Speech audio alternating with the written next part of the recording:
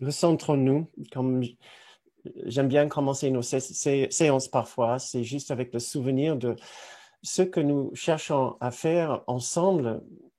Euh, nous nous rassemblons 2 fois par semaine en ce moment, qui me réjouit beaucoup, et cela pour un but important, c'est pour retrouver euh, 2 fois par semaine, et bien plus j'espère, chez vous, les traces de cette sublime paix intérieure que nous cherchons tous. Donc, rappelons-nous de ceci juste quelques instants. Juste quelques instants, le temps que nous nous installons ensemble,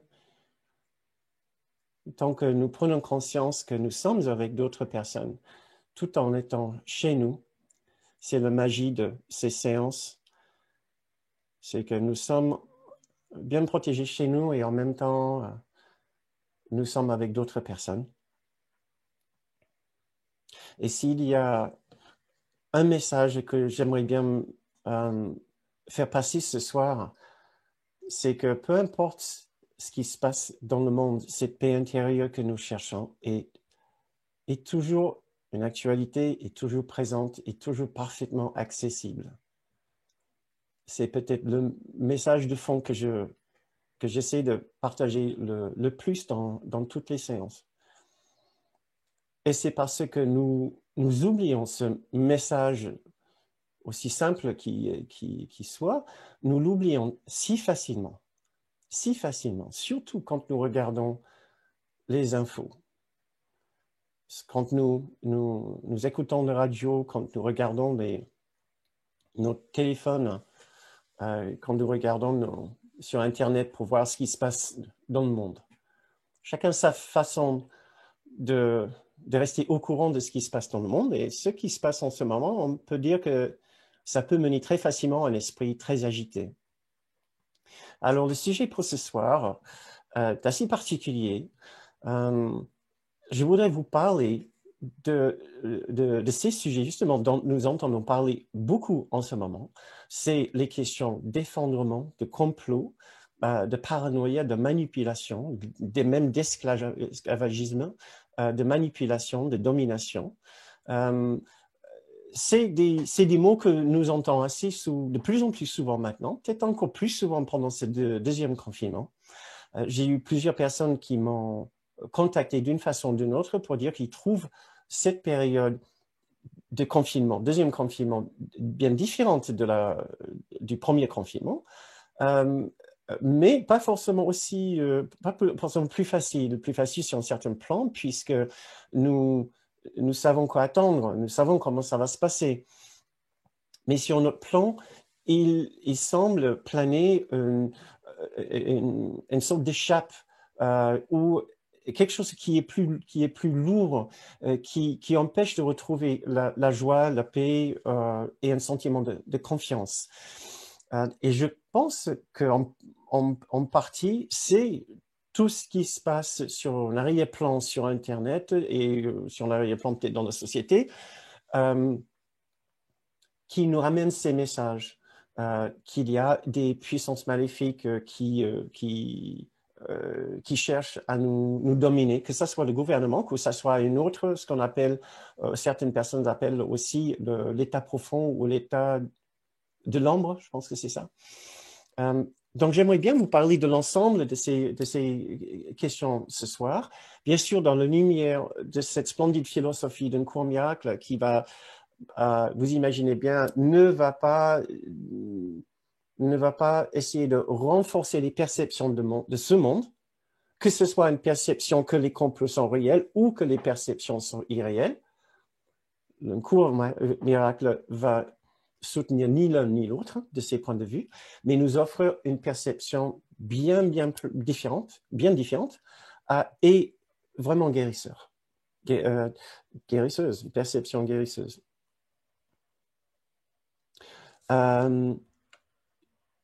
Donc, j'ai eu effectivement une conversation avec un ami l'autre jour, et c'était à ce sujet, quelqu'un qui a été assez inquiet que ces histoires de complot, de superpuissance, d'esclavagisme, de domination, etc., était bien réel.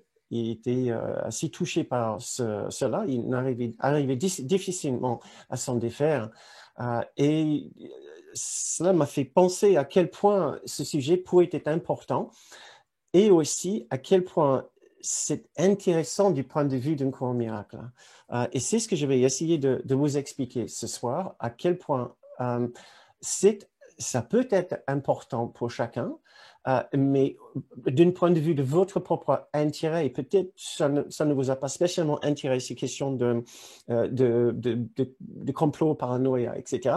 Mais peut-être ça pourrait vous intéresser une fois que je vous ai expliqué pourquoi c'est intéressant du point de vue d'un courant miracle, puisque ces questions ces questions de domination, d'autorité, de subordination, de limitation des droits, de restrictions, etc., jouent sur un arrière-plan pour chacun, qu'il soit dans une démarche de réfléchir au complot ou pas.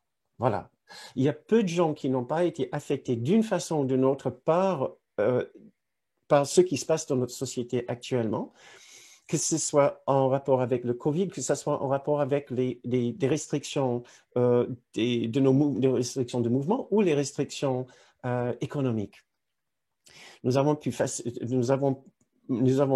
pu avoir des réactions par rapport à cela. Ce que je vais essayer d'expliquer ce soir, c'est d'où est-ce que cela vient, ces réactions, dans le but que le fait de comprendre et de bien comprendre la nature de l'esprit séparé, la nature de l'esprit de l'homme par rapport à ce qui se passe dans ce monde, va nous aider à retrouver notre paix intérieure par rapport à tout ce qui est en train de se passer.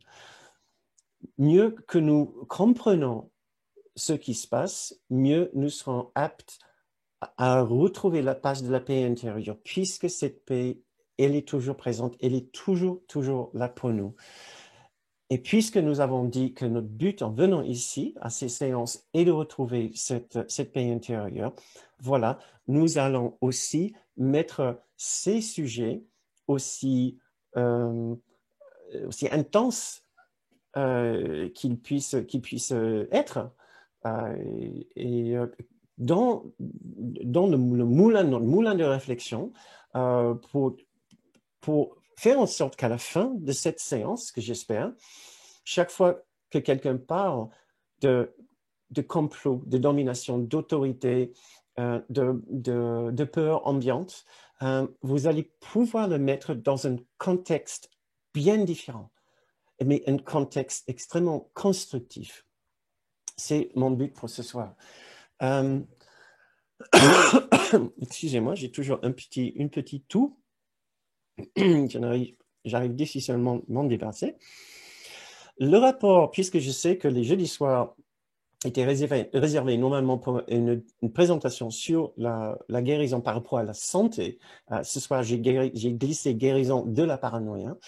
C'est tout simplement que vous imaginez bien, puisque l'esprit est responsable pour la condition du corps, tout ce que nous pouvons faire pour apaiser l'esprit et retrouver un fond de paix intérieure en nous, que ce soit par rapport au Covid ou que ce soit par rapport à ce qui se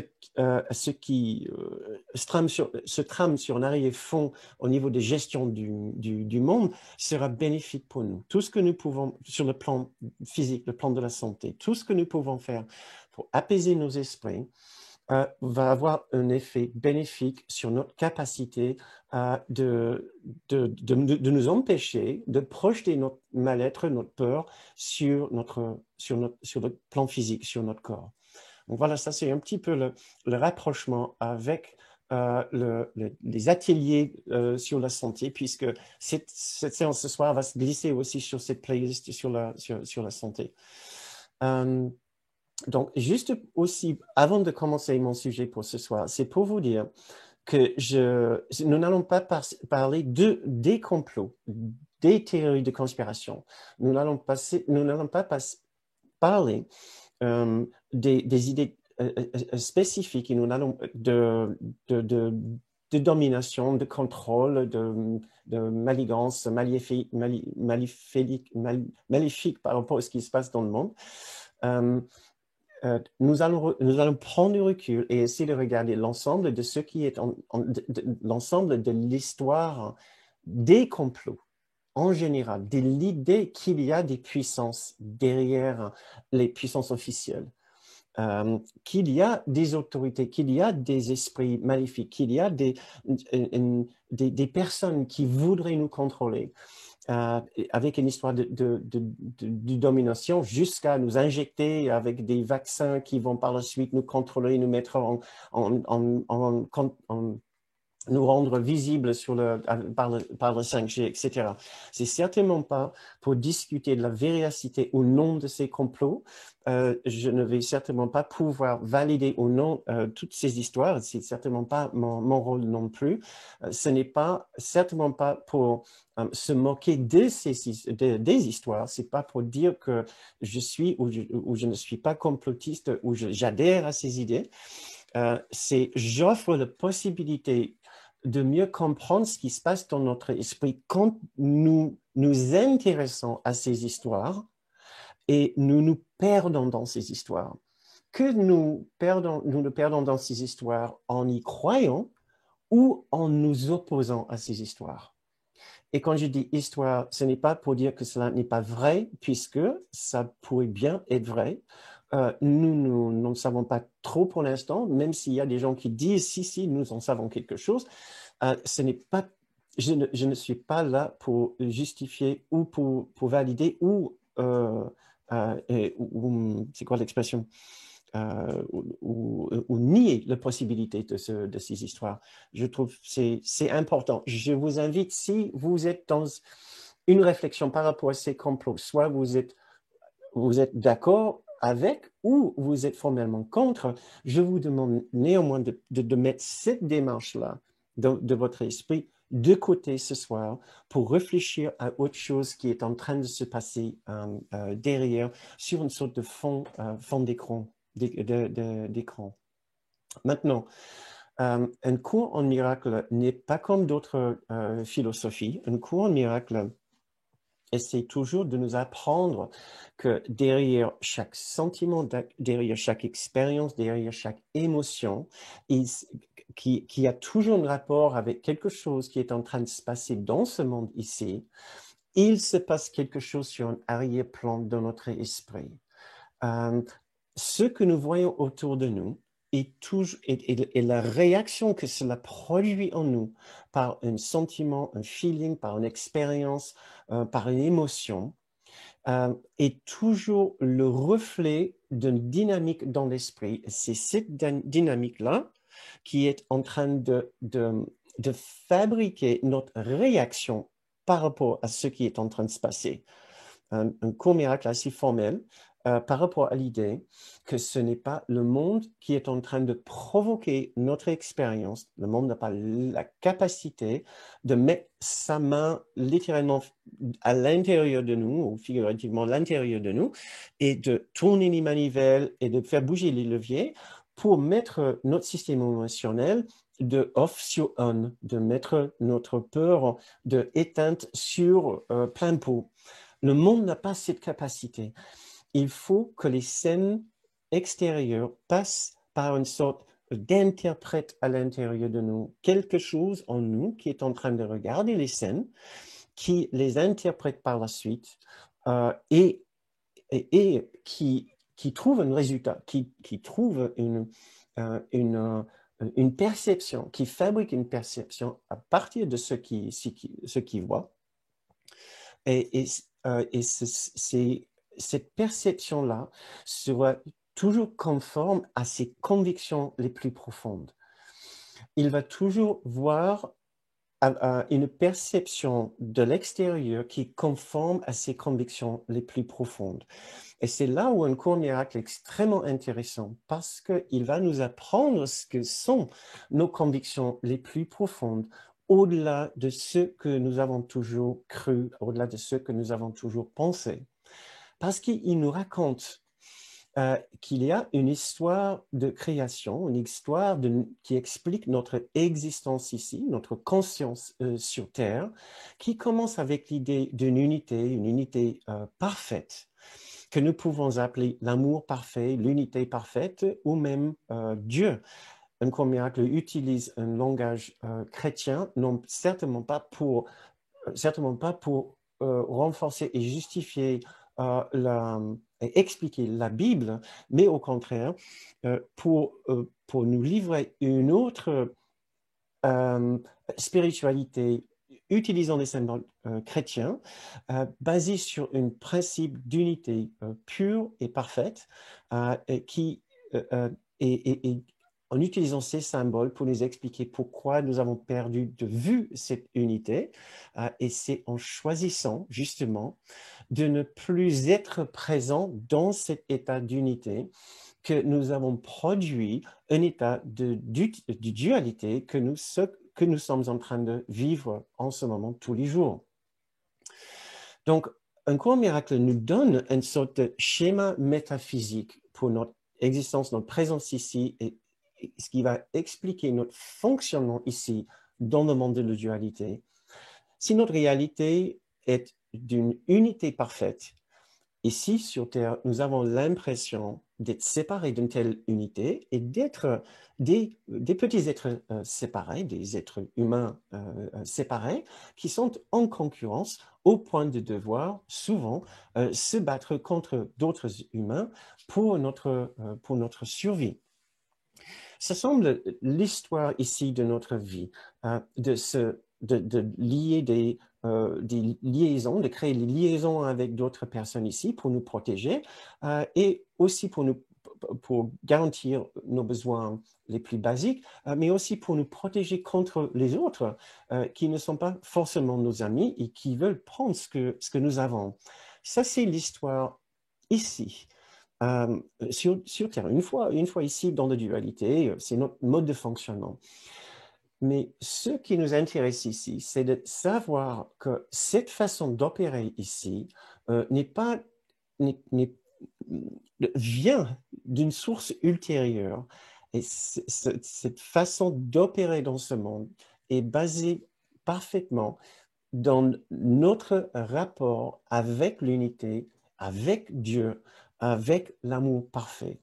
Ce que j'essaie de dire en 2 mots, c'est que la guerre que nous pouvons connaître ici, sentiment de compétition, sentiment de besoin de se défendre ici, sentiment qu'il y a une puissance supérieure dans ce monde ici contre lequel nous devons lutter, a son origine dans l'esprit, sur un autre plan, par rapport à cette unité de laquelle nous pensons nous être séparés. Nous pensons nous être séparés d'une présence, d'une puissance bien plus grande que nous, que nous appelons, attendez juste un court instant, je fais une petite vérification, nous pensons nous être séparés d'une puissance supérieure que nous pouvons appeler l'unité, l'amour parfait ou Dieu. Et quand nous suivons les conseils de l'esprit de la dualité, de l'esprit de la séparation, que nous pouvons aussi appeler l'esprit de l'ego, nous allons croire que cette séparation a provoqué une guerre avec cette puissance supérieure et que nous pouvons appeler Dieu pour ce soir. Mais, je rappelle, nous pouvons aussi bien appeler l'unité parfaite ou l'amour parfait, ce qui est très, très important de nous en souvenir, puisque ce Dieu contre lequel nous pensons nous lutter ici, n'est nul autre que l'amour parfait ou l'unité parfaite. Ce qui va prendre une autre dimension dans la deuxième partie de cette présentation quand je vous présente quelques idées pour guérir cette folie dans notre esprit. Donc, en 2 mots, tout ce qui se passe dans ce monde ici, d'une façon ou d'une autre, reflète un drame métaphysique, un drame existentiel, un drame ontologique qui est en train de se produire dans l'esprit de chacun et donc dans l'esprit collectif à chaque instant.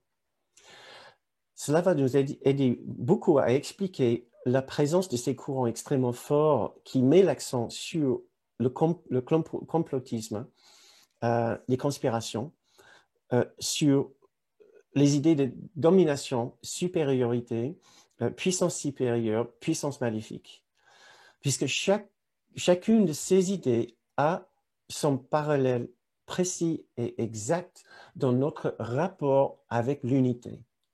Nous pensons être des êtres de la dualité, les êtres de la séparation, mais par rapport à une unité.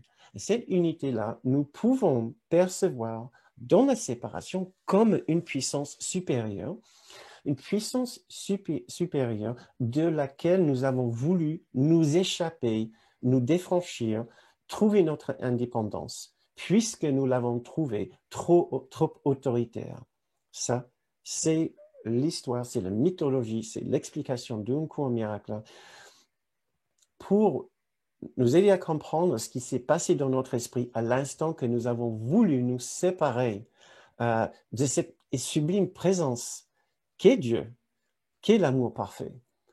Dans un instant de folie la plus intense et complète, nous avons pris Dieu pour une sorte de puissance supérieure, un dictateur qui n'avait qu'une idée, c'est de nous garder sous son contrôle, de continuer à nous manipuler, à nous subordonner et à restreindre nos limites, nos libertés et à nous confiner dans son unité.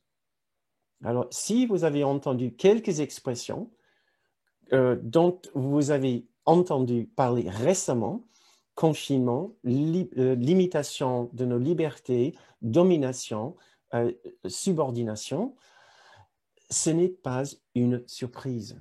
Cela ne doit pas nous surprendre, puisque c'est inhérent, ces idées sont inhérentes dans l'esprit séparé et font partie intégrante de l'esprit séparé.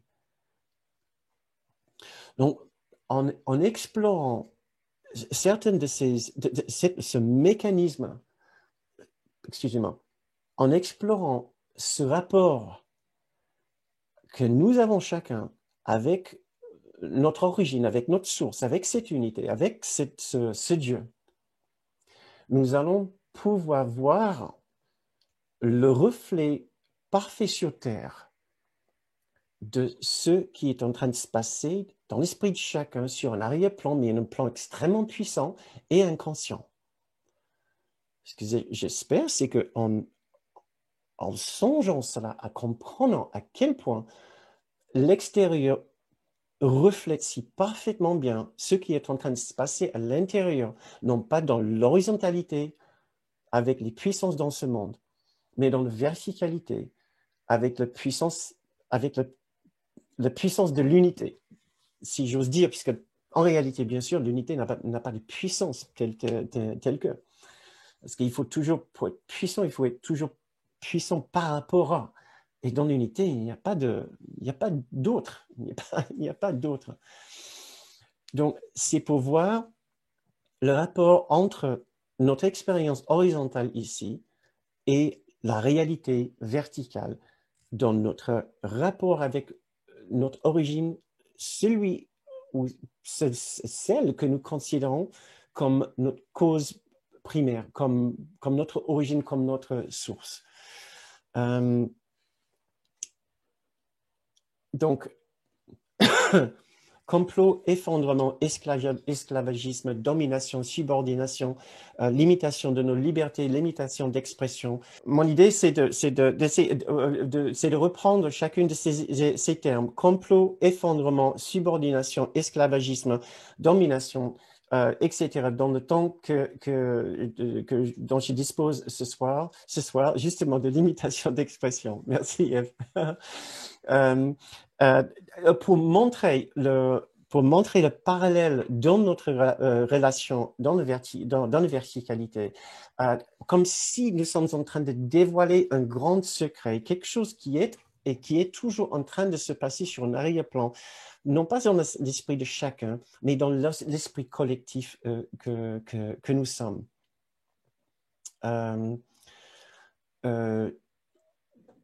Donc, trois points avant de me lancer dans les extraits, parce que j'ai trouvé une série d'extraits du cours que j'espère va bien éclairer ce sujet. Mais 3 petits points tout d'abord. C'est que ce que nous vivons ici dans le monde, selon encore la philosophie d'un cours miracle, qui n'est pas le seul qui exprime cette idée, c'est que nous vivons non pas une réalité de séparation, nous vivons une dimension de séparation, une dimension de la conscience, une dimension de l'esprit, mais qui n'est pas la véritable réalité. La véritable réalité est un autre monde qui n'est pas physique. C'est aussi réel que nous pensons que ce monde l'est, mais nous le percevons et nous interagissons différemment avec cet autre monde que par nos 5 sens, puisque ce monde-là n'est pas physique, mais il est le monde réel par rapport à ce monde qui est une sorte d'illusion, même le cours l'appelle à un moment une sorte d'hallucination collective. Et c'est pour dire que ce n'est pas simplement une illusion, mais c'est aussi une illusion qui est la projection de ce que nous gardons, ce que nous avons retenu dans notre esprit, ce que nous sommes tous les jours en train de retenir dans notre esprit. Ce qui est là dans notre esprit est en train d'être projeté individuellement et collectivement sur l'écran en 3 dimensions devant nous. C'est ce que nous sommes en train de vivre. Ça, c'est l'un des principes fondamentaux de cette philosophie, ainsi que bien d'autres philosophies. Ce monde n'a pas une véritable cause indépendante extérieure à laquelle nous pouvons attribuer un pouvoir maléfique, un pouvoir quelconque. Cela ne veut jamais dire, bien sûr, que nous ne sommes jamais assujettis à des forces extérieures ici dans ce monde. Bien sûr que nous le sommes. Mais par contre, cela veut dire qu'à aucun instant, est-ce que ces forces extérieures ont le pouvoir, ils ont le pouvoir de changer cette forme ici, mais cette forme ici fait encore partie de cette projection, de ce monde, de ce monde de forme. À aucun instant, est-ce que ces forces extérieures ont le pouvoir de changer mon expérience intérieure, sauf avec ma permission, sauf par ce processus, comme je vous ai dit tout à l'heure, d'interprétation et de perception, basé sur mes convictions les plus profondes. Si j'ai une mauvaise réaction par rapport à ce qui se passe dans ce monde, ça sera toujours parce que l'extérieur, j'aurais interprété l'extérieur par rapport à mes convictions profondes qui m'auraient rappelé une expérience de souffrance. Et cette expérience de souffrance par la suite, j'attribue une cause extérieure pour une souffrance intérieure. Mais à aucun moment est-ce que l'extérieur est véritablement responsable pour cette souffrance intérieure. Je trouve l'origine de cette souffrance intérieure, non pas dans l'horizontalité donc, mais dans la verticalité, dans mon rapport avec cette unité. Et vous imaginez bien, à l'instant que nous nous sommes coupés, que nous nous étions coupés de cette source, cela était le début de toute souffrance. Et chaque fois que nous voyons donc quelque chose à l'extérieur de nous qui semble provoquer en moi une souffrance, cette scène est simplement en train de me rappeler une souffrance que j'ai déjà en moi, mais qui vient d'un événement antérieur, dans mon choix personnel de me voir et de me voir séparé de ma source de Dieu, de l'amour parfait, de l'unité parfaite. Ça, c'est un principe fondamental que nous ne pouvons pas échapper en suivant cette philosophie. Un deuxième, c'est que ces histoires de complot, de répression, de limitation, d'effondrement, d'ailleurs, il ne faut pas qu'on oublie ça, de martyrs, pourquoi pas, d'esclavagisme, etc., ont toujours existé. Ont toujours existé dans toutes les périodes historiques. Nous ne vivons pas vraiment une période historique par rapport à la configuration de certaines choses spécifiques, bien sûr que oui, mais dans l'ensemble, dans le ressenti et dans le courant des sujets dont nous parlons maintenant tous les jours, ou au moins ce que nous voyons présenté sur Internet, ces sujets-là ont toujours occupé et préoccupé l'esprit de l'homme. Pour une bonne raison, c'est que, comme je vous ai dit tout à l'heure, ces sujets sont inhérents à l'esprit séparé. Le sentiment de répression, de suppression des droits, des libertés, de complot, de domination, etc., ne vient pas de ce monde, mais vient de notre histoire de séparation. Et le troisième point, c'est que si le problème cette problématique de complotisme, d'effondrement, etc., a toujours existé, la solution a toujours existé aussi. La paix parfaite, la paix est toujours là, l'amour est toujours là. Notre sublime relation dans cette verticalité avec une source d'amour, avec un Dieu aimant, est toujours intacte. Et cette relation-là est si pure et si parfaite qu'elle n'a jamais permis à ce que ce monde puisse devenir une véritable réalité qui peut nous dominer. Ce monde ne peut pas nous dominer, pas quand nous rentrons nos esprits dans notre réalité intérieure. Rien dans ce monde ne peut nous dominer. Quand nous remettons la paix au centre de notre conscience et l'amour au centre de notre cœur. Voilà, il vaut mieux que j'avance. Premier extrait, c'est pour... cela, ça présente la réalité. Ça présente la réalité telle qu'elle est. Voilà. L'unité est simplement l'idée que Dieu est. Et dans son être, il embrasse toute chose. Aucun esprit ne contient autre chose que lui. Nous disons Dieu est, puis nous cessons de parler. Car dans cette connaissance, les mots sont insignifiants. Il n'est pas de lèvres pour les prononcer et pas de partie de l'esprit suffisamment distincte pour ressentir qu'il est maintenant conscient de quelque chose qui n'est pas lui-même.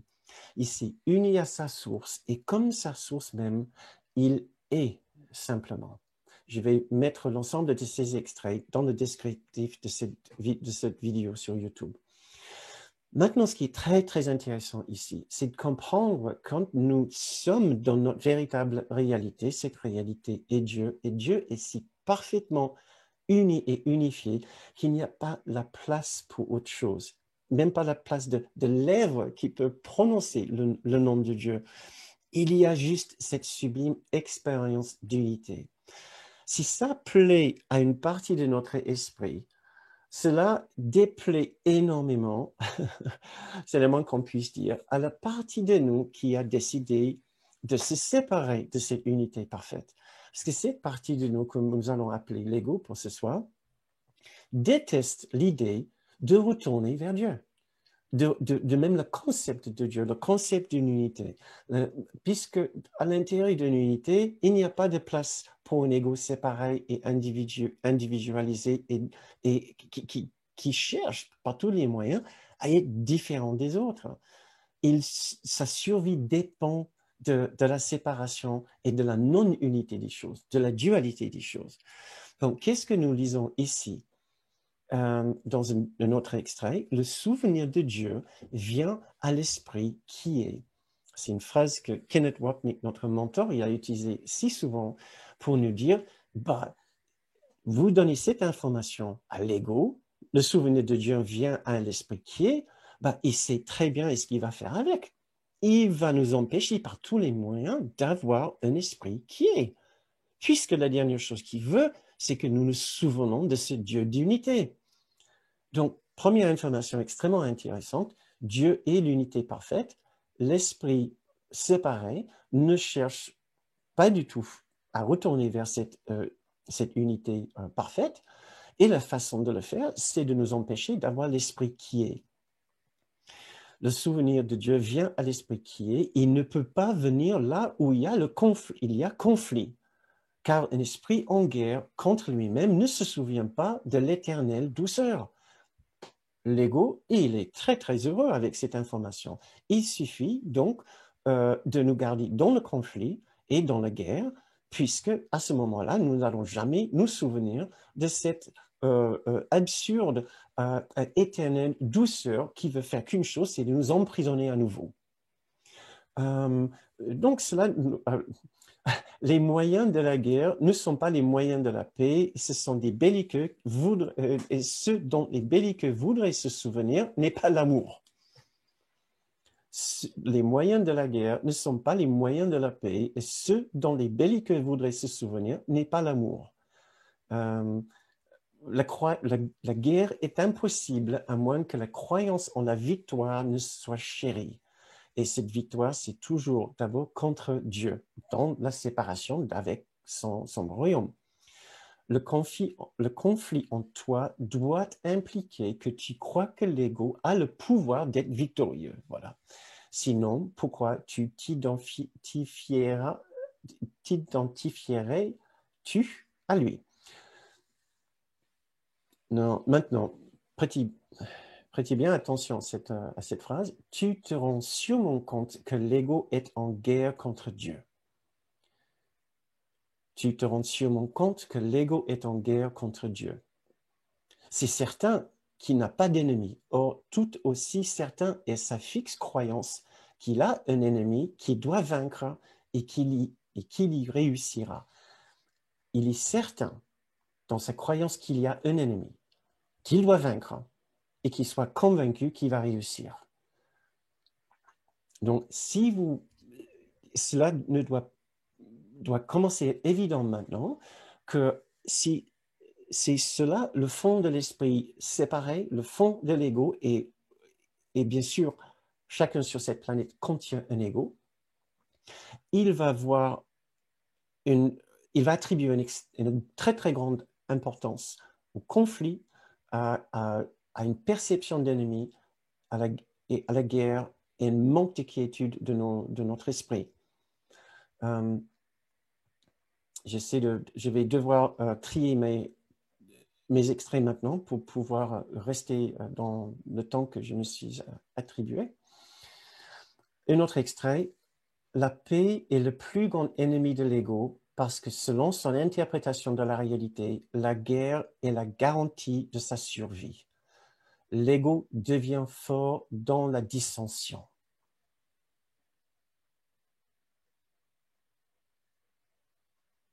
La paix est le plus grand ennemi de l'ego parce que, selon son interprétation de la réalité, la guerre est la garantie de sa survie. L'ego devient fort dans sa dissension. Maintenant, cela est notre histoire dans la verticalité, c'est nos guerres contre Dieu. Mais l'ego ne peut pas nous permettre de voir notre guerre contre Dieu puisqu'il sait que Dieu va toujours gagner.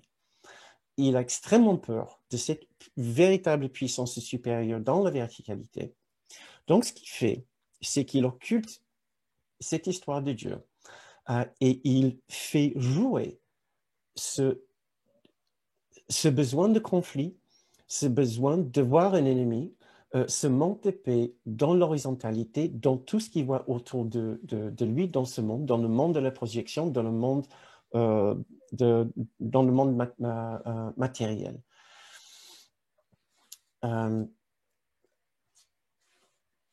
Maintenant, allons un petit peu plus loin. C'est le métadrame qui se trame dans l'esprit de chacun. Il ressent au plus profond de lui le besoin de trouver un ennemi, le besoin de trouver et de fabriquer et de provoquer, de stimuler et de renforcer le conflit et la guerre autour de lui. Puisqu'au fond de lui, il ressent un ennemi. Pour lui, l'ennemi est Dieu, mais il ne supporte pas l'idée d'être en guerre avec Dieu. Cela lui remplit de peur. Mais il pense pouvoir vaincre ses ennemis ici sur Terre. Donc, il ne voit pas une autre solution que de continuer à trouver des ennemis, continuer à trouver les puissances supérieures contre lesquelles il doit se battre. Maintenant, pour regarder notre lexique de termes et de sujets que nous pouvons trouver dans les dans les, dans les cercles qui parlent de ces sujets, en ce moment, j'ai relevé quelques-uns.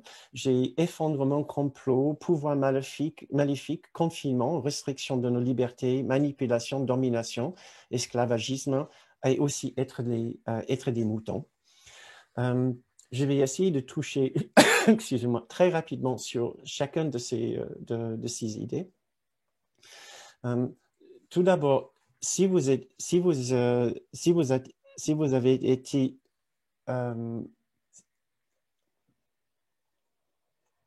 si cette idée d'un effondrement vous a causé du chagrin ou un manque de paix, je voudrais vous dire que le concept d'un effondrement a existé depuis le début du temps. Il y a eu les effondrements de beaucoup de civilisations. Nous pouvons en citer plusieurs très rapidement. Il n'y a aucune très grande civilisation qui a duré, je pense, plus de 1000 ans, quoi qu'il faut qu'on voit peut-être chez les Égyptiens. Donc, ça sera absolument prévisible que notre civilisation trouve un point d'évolution radical à un moment. Je ne dis pas du tout que ça soit le cas, mais ce n'est pas ça littéralement essentiellement qui nous fait peur. Ce n'est pas l'effondrement ici qui provoque ce sentiment de peur en nous. Il y a deux aspects de cette idée d'effondrement. Le premier, c'est que nous avons déjà vécu un effondrement, et c'était l'effondrement du ciel. À l'instant que nous avons provoqué une idée, stimulé une idée de séparation d'avec notre propre maison céleste, nous avons l'impression d'être ici aux dépens de la destruction du ciel, la destruction de notre véritable maison céleste.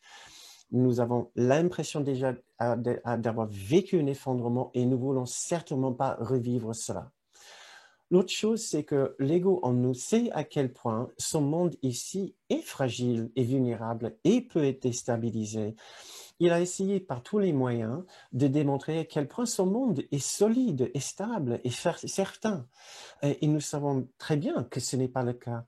Notre monde peut être déstabilisé par quelque chose aussi infiniment petit qu'un virus ou par la folie de certains individus, comme pendant la guerre froide ou pendant quelques pirates particulièrement malveillants qui font tomber les systèmes informatiques de notre monde. Mais cette planète, même toute entière, est aussi vulnérable aux flares solaires ou au passage des astéroïdes. Nous savons très bien que l'ensemble de notre civilisation, de notre existence, l'existence de l'humanité, est relativement fragile et peut subir un effondrement à n'importe quel instant. Donc, ce n'est pas étonnant, si vous voulez, que nous ressentons cette peur d'effondrement. Mais la raison n'est pas à cause de ce qui est en train de se passer dans notre société actuellement. C'est à cause de nos souvenirs, si vous voulez, de ceux que les sortes d'archétypes dans notre esprit d'effondrement. Et avec un S, au pluriel. En commençant avec l'effondrement du ciel, ce que nous devons nous rappeler à chaque instant, c'est ce qu'un cours miracle appelle le principe de l'expiation, malgré ce terme un petit peu malheureux. Cela veut simplement dire qu'il n'y a jamais eu de séparation d'avec notre propre réalité. Il n'y a jamais eu de destruction de notre maison céleste. À aucun instant est-ce que l'unité a été affectée par toutes nos tentatives de séparation, de dualité et de différenciation. Donc, cela, c'est la pensée de guérison. qui peut nous aider avec une certaine peur de cette idée d'effondrement. Ça vaut la peine peut-être que nous en discutons lors de notre séance, puisque je sais que c'est un vaste sujet. Retrouver un sentiment de confiance et de sécurité face à ce qui pourrait se produire dans notre monde actuellement. Un autre mot, bien sûr, c'est complot, mais là, nous devons tout de suite parler du premier complot, le complot ontologique ou le complot primaire, ce qui était le complot de Dieu contre nous. C'est l'histoire que l'ego nous a racontée au début. L'ego, c'est la partie de nous qui a voulu se séparer de toute façon de Dieu. Il avait décidé, mais après, il fallait qu'il trouve une bonne raison pour le faire. Il n'avait pas une bonne raison, puisque Dieu était un Dieu d'amour. Il fallait inventer une raison. Non, Dieu n'est pas bienveillant du tout, il est particulièrement malveillant, et c'est un ogre, c'est un dictateur, il n'a pas du tout nos meilleures intentions dans son cœur, puisque sinon, il nous laisserait faire exactement ce que nous voulons. Est-ce qu'il a voulu faire? Bien sûr que non. Nous lui avions demandé une faveur particulière, comme nous lisons dans nos cours. Eh bien, qu'est-ce qu'il a fait? Il ne nous a même pas écoutés. Mais si cela n'est pas l'acte d'un dictateur, ben je ne sais pas ce que c'est. Donc, le premier dictateur était Dieu, et nous avons vu son complot, son plan maléfique contre nous, mais nous avons échappé, n'est-ce pas? Nous sommes encore plus forts que lui, nous sommes plus malins que lui, et là, aujourd'hui, nous avons l'intérêt à être aussi malins que nous étions au début face à ce Dieu qui se prenait pour Dieu, d'ailleurs, et qui se prenait pour celui qui était plus fort et plus intelligent pour nous. Mais non, on a échappé, on a fabriqué notre propre monde. Et là, maintenant, malheureusement, nous voyons que d'autres personnes veulent se comporter comme ce Dieu que nous avons échappé, mais on ne va pas les laisser faire. Donc, ce n'est certainement pas pour se moquer de qui que ce soit, c'est pour nous taquiner, nous. Nous sommes tous comme ça par rapport à une personne ou une autre dans notre vie, et cela peut être même un parent que nous pensons vouloir nous dominer, ou un partenaire de vie, ou un instituteur, ou une autre personne, ou le chef de notre entreprise, ou un employé, ou un collègue au travail. Nous pouvons toujours être très suspicieux par rapport aux volontés des autres. Je ne vais pas dire que ce n'est pas parfois justifié, parce que les gens ici ne sont pas bienveillants. C'est juste pour dire que le sentiment fondamental ne vient pas de ce qui se passe dans ce monde. C'est un sentiment inhérent à l'homme du fait de sa relation avec son Dieu. Dans cette verticalité, cette verticalité corrompue, ce qui est la relation de séparation d'avec sa source, ce qui n'est jamais un reflet de la réalité, c'est un reflet purement de la confusion qui a rempli notre esprit depuis la pensée de séparation. Mais à chaque instant, nous pouvons trouver la réalité derrière, c'est qu'il y a une puissance, il y a une présence et un amour si vaste et si parfait qui n'a qu'une chose dans son cœur, c'est de nous aimer. Et que nous aimer, et c'est tout. Et une partie de nous veut nous fondre dans cet amour et ainsi un jour peut-être disparaître dans cet océan d'amour. Mais aucun instant est-ce qu'il va avoir une impression de domination ou de subordination ou de manipulation. Pour revenir justement sur ces mots, pouvoir maléfique, c'est assez facile à dire. Dieu ne veut pas qu'on soit libre. C'était lui le pouvoir maléfique d'origine. Confinement, nous avons tous eu l'impression d'être confinés au ciel. Nous ne voulons certainement pas retourner maintenant. Nous voulons garder notre liberté d'expression, de notre individualité, de notre personnalité et de ce qu'en cours miracle appelle notre particularité. Donc, ne soyons pas surpris si ces termes de restriction de liberté, confinement, etc., soit largement répandu et intensément discuté maintenant, puisque nous sommes confrontés à des concepts tellement fondamentaux pour l'ego en nous, pour notre individualité, pour la particularité. Manipulation et domination, j'en ai déjà parlé un petit peu.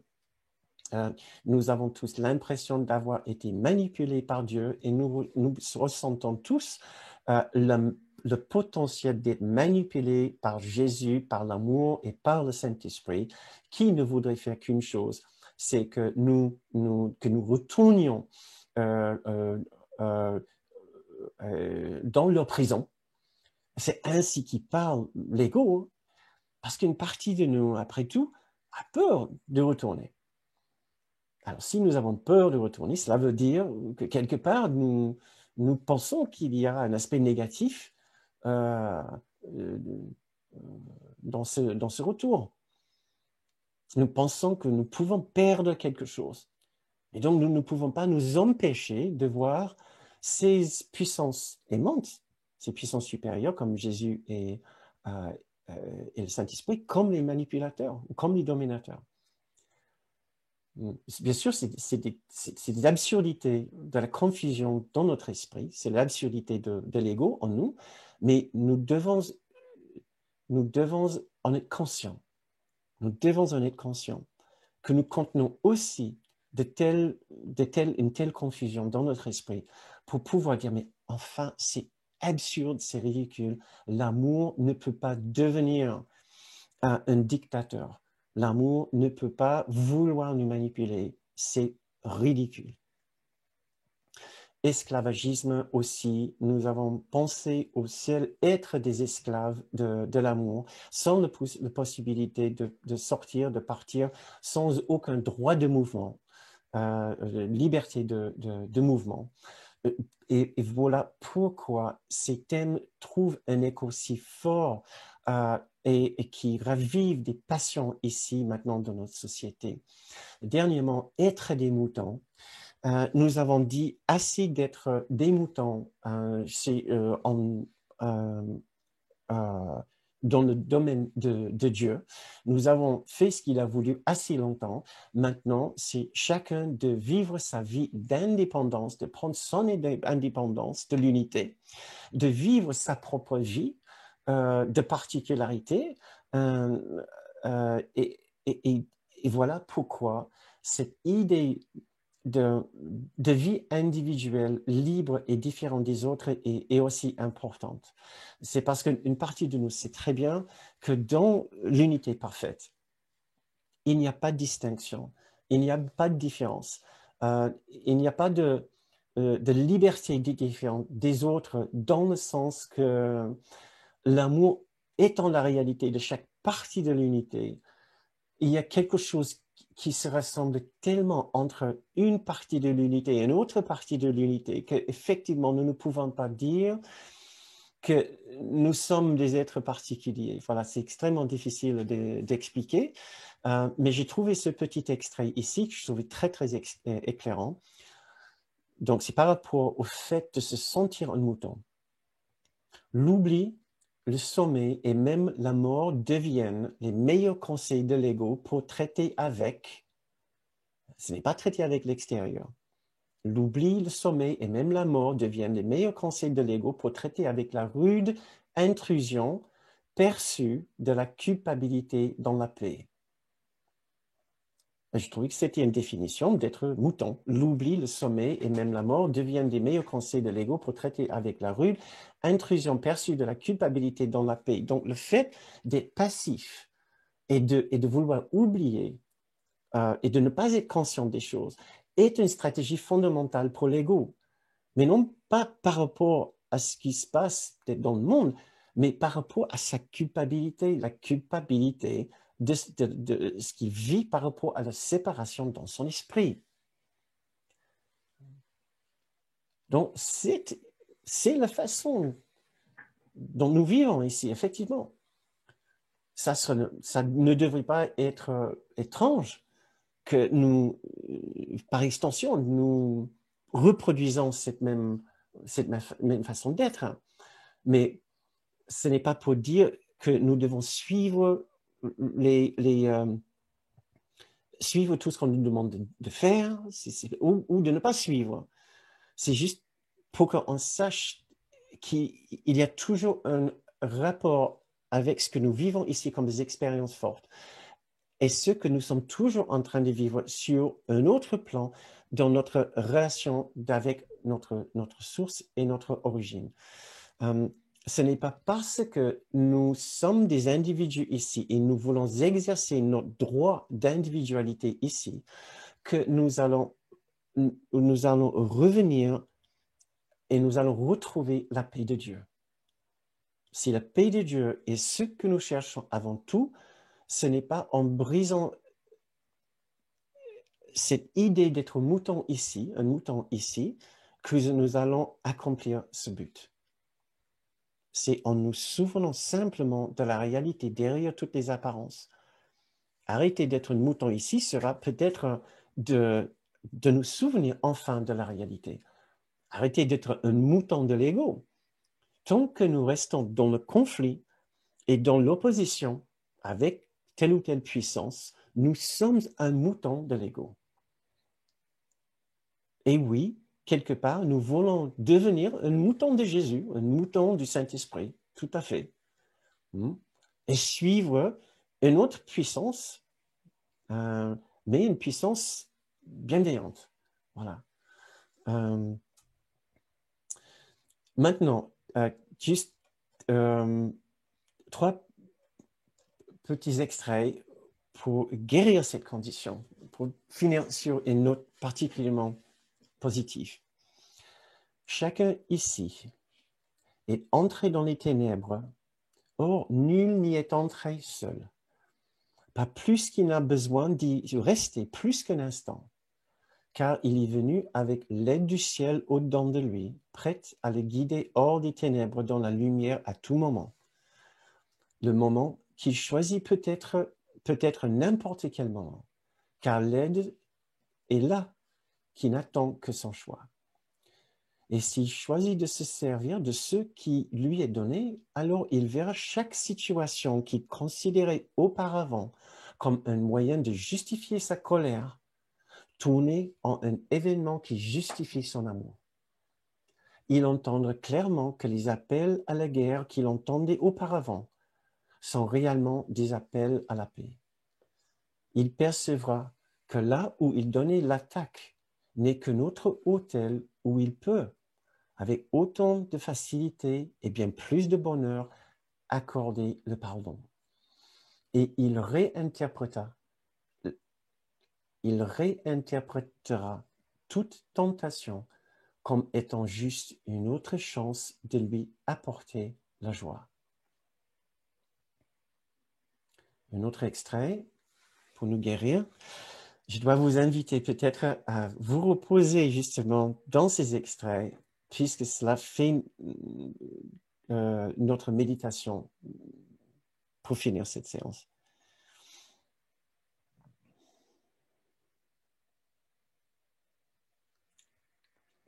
Dieu ne voudrait pas que son Fils se mette en bataille. Ainsi, l'ennemi imaginaire de son Fils est totalement irréel. Tu essaies seulement d'échapper à une guerre amère de laquelle tu as échappé. La guerre a disparu, car tu as entendu l'hymne de liberté s'élevant jusqu'au ciel. À Dieu appartiennent la joie et le bonheur pour ta délivrance, car ce n'est pas toi qui l'as faite.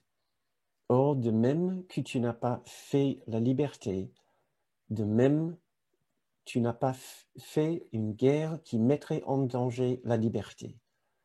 Rien de destructeur n'a jamais été, ni ne sera jamais. Rien de destructeur n'a jamais été, ni ne sera jamais. La guerre, la culpabilité, le passé ont disparu, ne faisant qu'un dans l'irréalité d'où ils sont venus.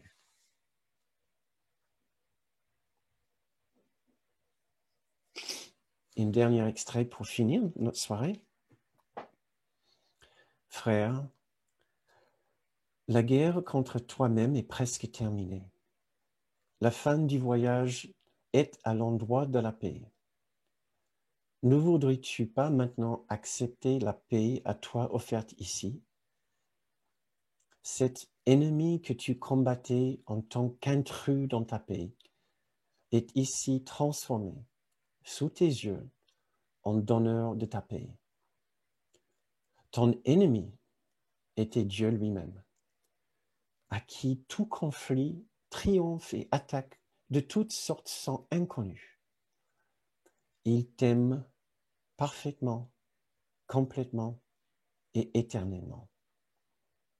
Le Fils de Dieu en guerre contre son Créateur est une condition aussi ridicule que la nature rugissant de colère contre le vent et proclamant qu'il ne fait plus partie d'elle. Serait-il possible que la nature établisse cela et le rende vrai?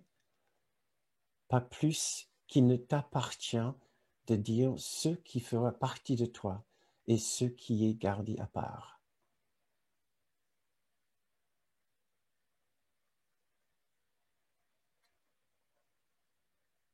Frère, la guerre contre toi-même est presque terminée. La fin du voyage est à l'endroit de la paix. Ne voudrais-tu pas maintenant accepter la paix à toi offerte ici? Cet ennemi que tu combattais en tant qu'intrus dans ta paix est ici transformé sous tes yeux en donneur de ta paix. Ton ennemi était Dieu lui-même, à qui tout conflit, triomphe et attaque de toutes sortes sont inconnus. Il t'aime parfaitement, complètement et éternellement.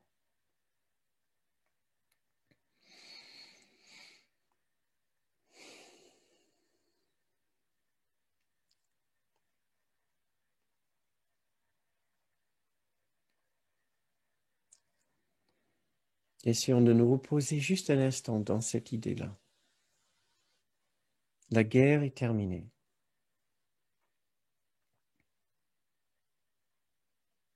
Toute menace d'effondrement est écartée, puisque le ciel est toujours et à jamais intact. L'amour est toujours présent et le sera à jamais.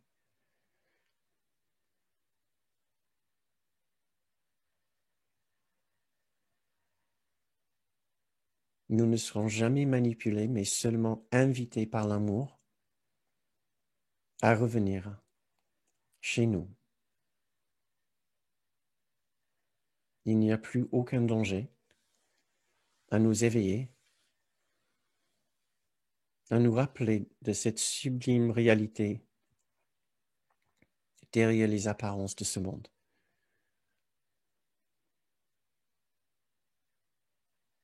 À nous de choisir le moment quand nous voulons nous éveiller à nouveau.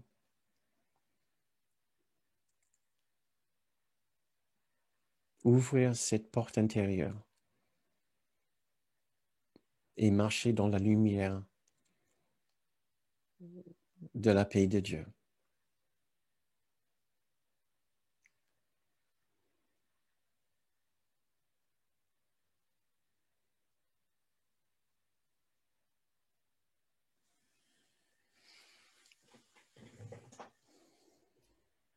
Merci beaucoup.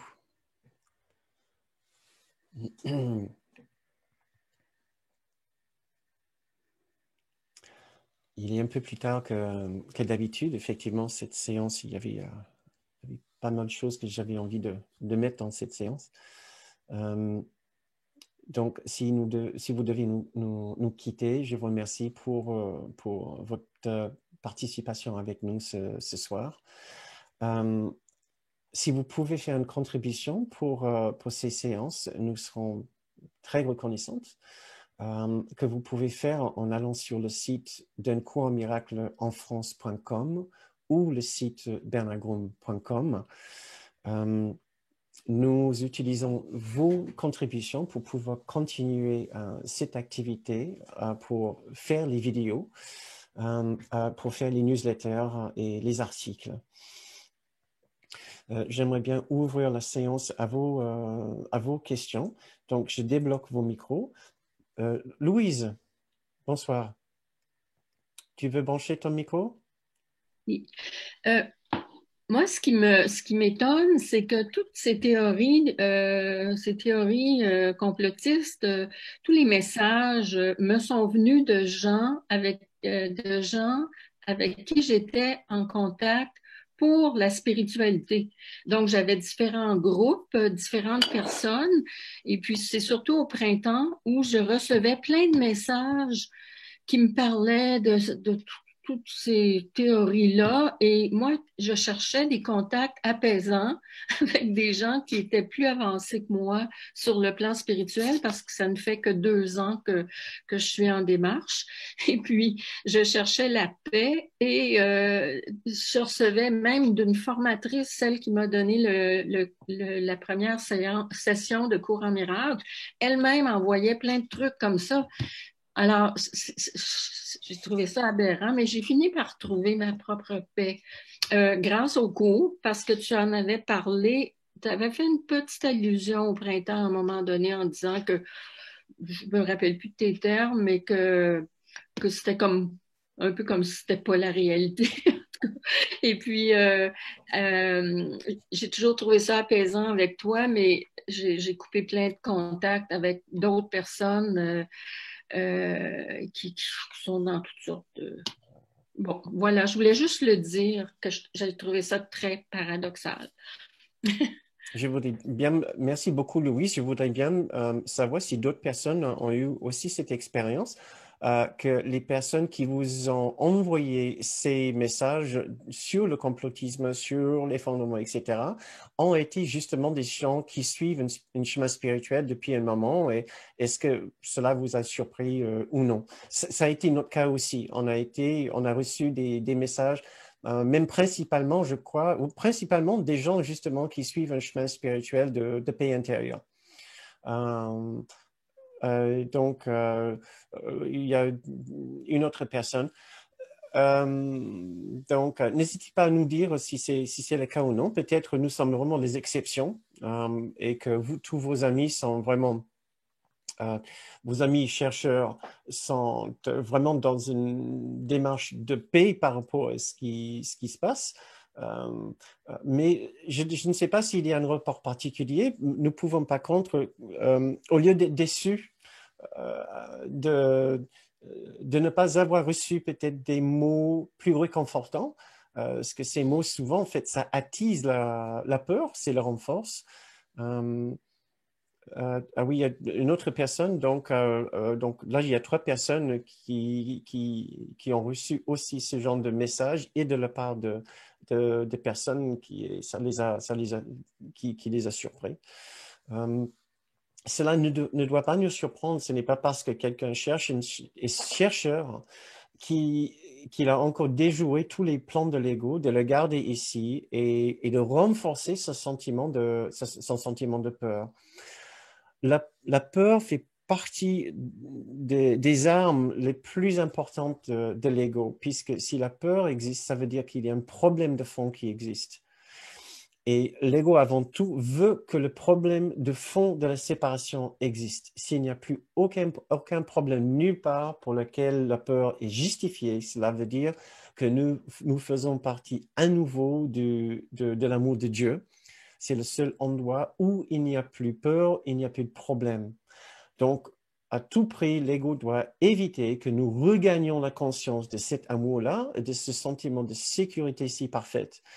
Donc, à chaque instant, l'ego va sauter sur l'opportunité de nous dire, mais attention là, attention ici, danger, peur, menace, etc.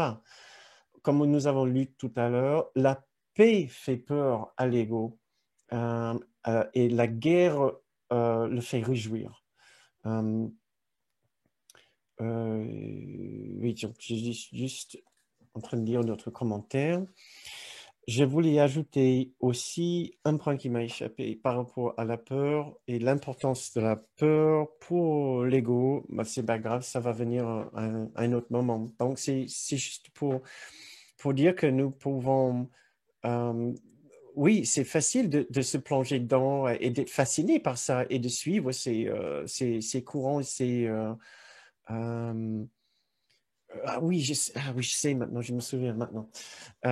Euh, c'est facile de se plonger dedans, d'être très intrigué par ces histoires pour savoir si c'est vrai ou non, parce que des fois, ces histoires semblent tellement invraisemblables que nous pouvons dire, non, mais il faut que j'aille voir parce que c'est tellement hallucinant, cette histoire de nanoparticules dans les vaccins qui vont nous mettre en liaison avec chaque antenne de 5G. Ils vont toujours savoir où vous êtes, si vous êtes même près de notre téléphone.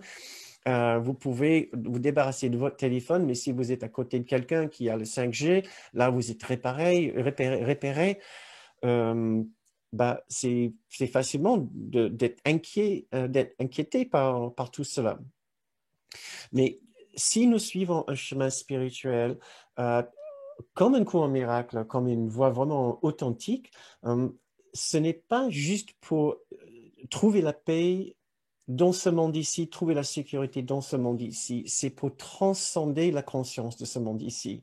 C'est pour ouvrir notre conscience à une dimension de conscience au-delà de ce monde, pour qu'on puisse être ici et ne pas être affecté par ce qui se passe ici. Notre objectif n'est pas de fabriquer une sorte de bulle de confort à l'intérieur de la séparation, mais de nous extirper si loin de la conscience de la séparation que nous pouvons le regarder comme par au-dessus du champ de bataille pour pouvoir regarder le champ de bataille plus tranquillement et même être sur le champ de bataille, mais quelque part reculer du champ de bataille. Suffisamment pour pouvoir garder notre paix intérieure, garder notre conscience si claire que nous savons encore que peu importe ce qui se passe ici, le domaine de Dieu, le royaume de Dieu est toujours parfaitement intact. Mais souvent, effectivement, ceux qui suivent un chemin spirituel pensent qu'ils le font pour être simplement plus confortables dans la séparation. Et c'est difficile d'échapper cette étape-là. Je dirais même plus, c'est une étape euh, euh, euh, où nous allons tous passer et peut-être passer un certain temps, puisqu'effectivement, suivre les méditations faire les méditations, suivre un chemin spirituel, nous aide à être plus confortable dans l'illusion, dans le monde de la séparation, jusqu'à un certain niveau. Ça nous aide à pratiquer certaines leçons de pardon, etc. Ça nous aide avec certaines relations. On peut même parler de quelques miracles extérieurs. Bien sûr, ce n'est pas le but d'un court miracle, mais on entend ça. Euh, et donc, ça peut être très, très tentant d'essayer une stratégie où nous essayons d'avoir le beurre et l'argent du beurre. C'est-à-dire, le beurre, c'est la séparation. Je suis moi-même, je vis dans l'illusion. Et l'argent de beurre, c'est débarrasser du mal-être et de la culpabilité de la séparation. Ça, c'est l'argent du beurre. Et euh, c'est ce que l'ego veut à tout prix. Il veut vivre son indépendance et ne pas être responsable pour la culpabilité de la séparation et même pas ne pas le ressentir. Au contraire, chaque fois qu'il y a une pensée de culpabilité, il a une pensée d'innocence qui vient tout de suite derrière, Dieu même, etc., mais sans jamais vraiment transcender l'ensemble du système de pensée et de la conscience de la séparation, sans jamais abandonner sa particularité, sans jamais abandonner son sentiment d'être lui-même et fondre entièrement sa conscience dans cette unité de conscience avec Jésus, le Saint-Esprit, avec l'amour parfait. Et donc, c'est pour cela que même un chercheur spirituel, dans sa bulle, peut être complètement bousculé par ce qui se passe ici, puisqu'il était dans son zone de confort, et finalement, il voit son zone de confort, cette bulle, éclater. Et il devient un égo comme n'importe qui, à vouloir rafistoler un peu son royaume, de le remettre sa bulle intacte aussi bien qu'il peut, à trouver un moyen de garantir, mais ils ne vont pas me faire vacciner avec ce truc-là, et là, ma liberté-là, ils ne vont pas m'empêcher de faire ça, j'ai besoin de faire ceci et cela, et il va falloir que je me protège, je me protège, je me protège, parce que soudain, il voit qu'effectivement, sa paix intérieure n'était pas une vraie paix intérieure, c'était une paix extérieure. Hein, mais une paix extérieure qui était assez stable. Maintenant, ce qui se passe, c'est que ce Covid, ces questions économiques, questions de vaccins et tout ça, commence à détricoter toutes nos stratégies de confort et de bulle. Et nous devenons soudain comme n'importe qui, comme n'importe quel ego. Donc, là, c'est l'explication longue, Louise. Excuse-moi, je t'ai pris beaucoup de temps. Merci beaucoup pour nous avoir mis sur ça. Alain qui dit, pour ma part, je pense que refuser de voir ce qui se passe dans le monde fait partie d'un processus de déni. Je participe à ce monde et donc je dois voir pour éclairer mes projections. En fait, le monde est un outil magnifique pour prendre conscience de son paysage, son état psychologique. Tout à fait. Tout à fait, Alain. On doit aussi savoir ce qui se passe dans ce monde, parce qu'on entend parler de l'autre côté, merci Pat, on entend aussi parler de l'autre côté que non, je regarde même plus les infos, je n'écoute rien, je ne veux pas savoir. C'est comme ça que je me protège. Si ça vous aide à garder votre tête au-dessus de l'eau, c'est une stratégie tout à fait viable, mais c'est une stratégie qui n'appartient pas à la recherche d'une paix intérieure. Une véritable paix intérieure solidement basée sur la conscience de ce que nous sommes en réalité, au-delà de notre forme physique, ne sera pas dérangée par ce que nous voyons dans ce monde. Et on doit le répéter. Mais il va pas non plus s'intéresser à outrance dans ce qui se passe dans ce monde. C'est un équilibre. Il faut qu'on soit au courant pour savoir, comme Alain dit, comme un révélateur de conscience, où est-ce que j'ai placé ma conscience? Est-ce que je suis dérangé par cela? Il faut le faire pour justement savoir où nous sommes. Mais attention à ne pas nous emballer dedans et nous laisser entraîner dans le jeu. Et soudain, on se voit zapper sur ça, mais est-ce que tu as vu ça? Tu reçois un autre mail et tu cliques là, et soudain, tu vois cet article-là qui a été traduit de je ne sais pas qui, et soudain, on est emballé, on est pris. Ça va nous arriver, c'est pas grave. Mais aussi vite que nous pouvons, nous essayons de redevenir conscients de ce qui nous est arrivé, que nous avons été pris encore dans cette mythologie de manipulation et de danger, qui est une mythologie dans la verticalité, dans notre rapport avec l'unité et avec Jésus, le Saint-Esprit, avec Dieu, etc. Et c'est ça l'origine, qui est par la suite, qui est innée dans l'esprit de chacun, projetée, mais poussée à l'extérieur sur les scènes et sur l'écran de la vie ici. Il faut revenir en l'intérieur et dire, ah, c'est pour ça, ça me travaille autant. C'est parce que je me sens déjà dans une sorte d'insécurité, mais pas par rapport à ce monde, parce qu'il n'y a pas de danger immédiat. C'est un danger futur, soit. Ce n'est pas un danger immédiat, mais je le vis comme un danger immédiat. Ce danger immédiat que je ressens vient de ma relation avec Dieu, qui est corrompue, qui est complètement dominée par une idée que j'ai tué Dieu, je l'ai assassiné, j'ai détruit son ciel, j'ai fait effondrer le ciel, et maintenant je vais devoir payer le prix et payer super fort. Et on me recherche à cet instant-là. C'est ça la peur que nous ressentons. Que l'effondrement extérieur est un signe que Dieu vient me prendre. Que la réalité dont j'ai provoqué l'effondrement vient de prendre sa revanche. C'est ça le vrai drame qui nous fait réagir autant, et pas la promesse d'un vaccin futur avec ces nanoparticules. Donc, c'est bien l'heure, les amis. Je ne sais pas si vous avez d'autres commentaires, d'autres choses que vous aimeriez partager. Peut-être on peut laisser ça maintenant pour la prochaine fois.